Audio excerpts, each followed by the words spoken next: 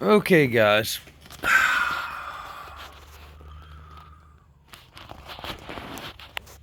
C3 Corvette. Um,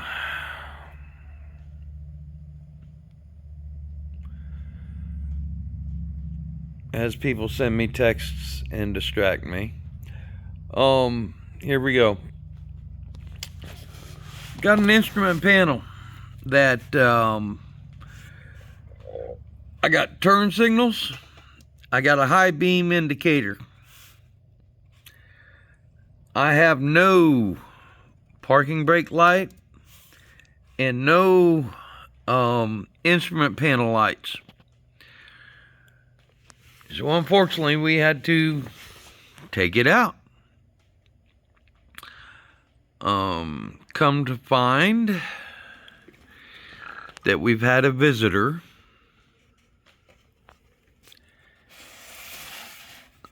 And the visitor took it upon himself to use the bathroom right here. And we got little dribblies right here. And we got a little dribbly right here. And what I've come to found using my volt ohm meter. Let me think about this. Hold on. This outer trace right here. Okay, this is well, back in the day, this was called a printed circuit. It's probably called a Mylar now. I don't know. But anyway, we've got a delamination right here. Okay. And this is actually the first instrument light that needs to glow. And then we follow the trace. And so anyway, this is ground. This is ground for all these blue instrument lights. And we've got delamination and we've got corrosion where copper used to be. All right. And we're going to try and fix that. Although I'm sure if you go to the catalog, this is probably an $8 part. And I'm talking about the Mylar. Okay, yeah. You take all these light bulbs out, and there's 6 little tabbies on the tachometer contacts. And I'm pretty sure this thing just falls out. But we're going to try and fix it. Okay, and at the moment, here's the materials we're going to use. We're going to use some isopropyl alcohol. Obviously, this is not clean, and we're not going to completely and totally disassemble this, or at least we're going to try not to, because this is in fact an unrestored car. And I have yet to, and it runs and drives fine. Save for tune-ups, I have not had to use any unoriginal parts. So we're gonna, here's what I got. We're gonna clean it. We're gonna clean everything with this, and probably some Scotch-Brite. We're gonna have to get in here and get all that corrosion out somehow. But then we got this guy, rear window defogger repair. Now, the reason I purchased that is that because it has a small vial. Hold on. It has a small vial, and this is available. I got this at Advance Auto. It is a Permatex product, and it's got more stuff than you need for what we're doing. It's a Permatex product number 09117. Here it is. But there is a small vial of electrically conductive paint. Okay? And the traces on this thing are only atoms thick. Okay, and I'm assuming it's fairly pure copper. This has got the right color for copper, and I expect that the actual break is right here, but this area is highly suspect too. So I'm going to get this stuff out. I'm going to clean these areas as best I can, and we're going to apply that paint. All right, making sure and being very careful that we don't connect the traces, okay? Because this big one is 12 volts. That's positive voltage. The other side is ground. So, and I'm sure there are other ways to do this. Okay, we could probably wedge a jumper wire under one of the lights that works. Okay, but then we'd have to, so anyway.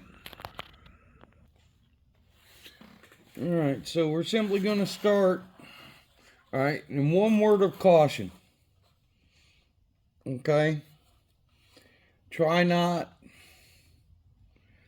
to touch that.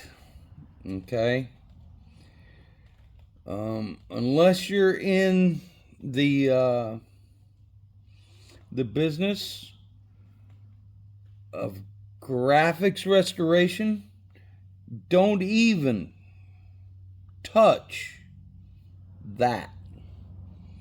Okay, my experience, those numbers, those lines, all that stuff, don't touch it. Okay, you can blow on it gently with air, but don't take a rag. Don't take a rag soaked with anything and touch any of that pretty stuff, because unless you're committed and have the technology to restore that, don't touch it. Okay? We're not working there, because I guess where I'm going is you're going to see this all day. All right? Where we're working is in the dark, in the back, and here again, hopefully we don't, how can I put it? Yeah. So, and because of the nature of this stuff, alcohol. All right.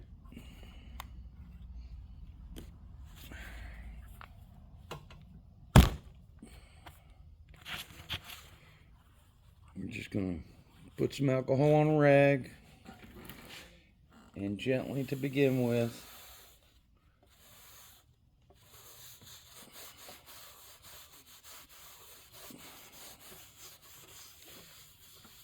Okay, and if it don't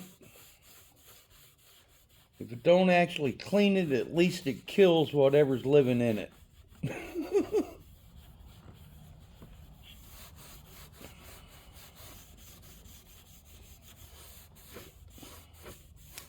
All right, notice I'm not pouring it on, I'm not spraying it on.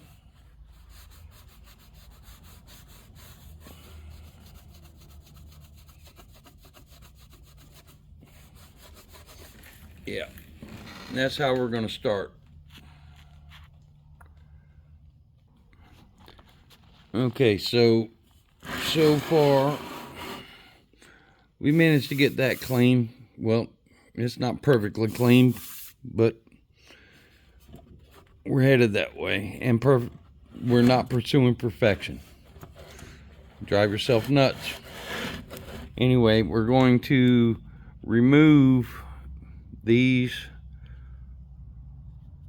5 light assemblies, and they're just simply, come on, twist them and give them a little tug. There's your light. Okay, we're going to take those 5 out,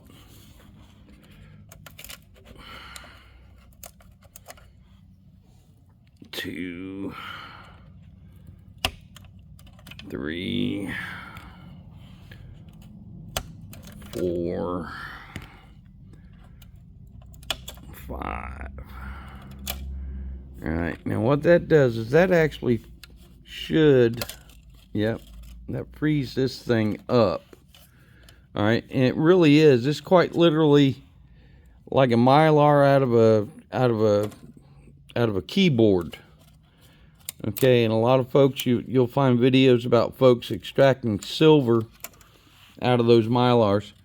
This one is just copper. Okay, and the thing is, this trace on the edge has corroded so much that it is delaminated. Okay, if you notice that delamination, there's 2 pieces of plastic. Okay, and I expect the copper was applied in a photographic process. I can't elaborate too much on that. I'm not an expert, but I know that light deposition and chemicals are involved to get that copper to lay down. And it's less than 1/1000th of an inch thick. And because of our rodent intrusion, you can see that discolored piece. All right, well, we're going to have to clean all that, and then we're going to use our conductive paint to try and replace it. Anyway, that's going to be the end of this video. Just received a bunch of text messages from folks I care about. I need to interact. We're going to end this one and call it part 1, and then we'll start another one. Okay.